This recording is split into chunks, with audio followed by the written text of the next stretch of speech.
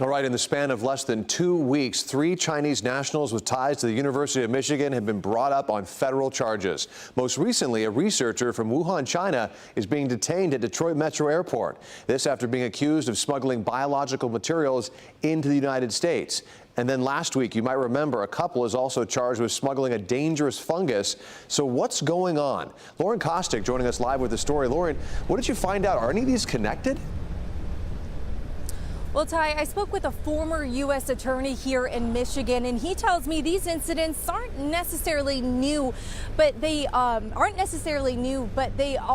been overlooked by the federal government in the past. Now, these new court documents are landing another Chinese researcher here in federal court.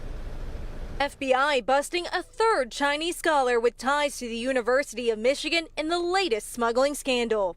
Chongshan Han is charged with smuggling and lying about packages mailed to a U of M lab. The packages allegedly containing organisms in petri dishes and biological material hidden in books. Authorities say Han also admitted to wiping her phone before flying to the U.S. to, quote, start fresh.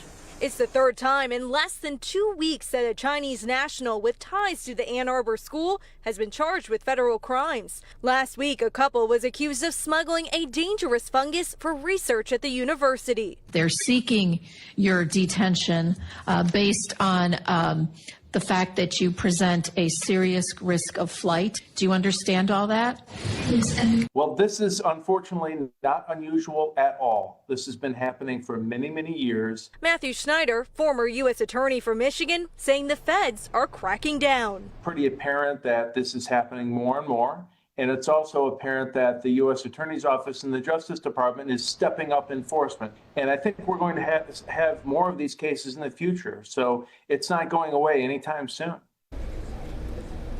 And we also received a statement tonight from the U.S. Customs and Border Protection, the acting director there, saying the guidelines for importing biological materials into the U.S. for research purposes are stringent but clear, and actions like this undermine the legitimate work of other visiting scholars. As for those 2 cases, we are told both women for both cases are scheduled to appear here in federal court this week. Live in downtown, Lauren Kostick, Local 4. All right, Lauren, thank you.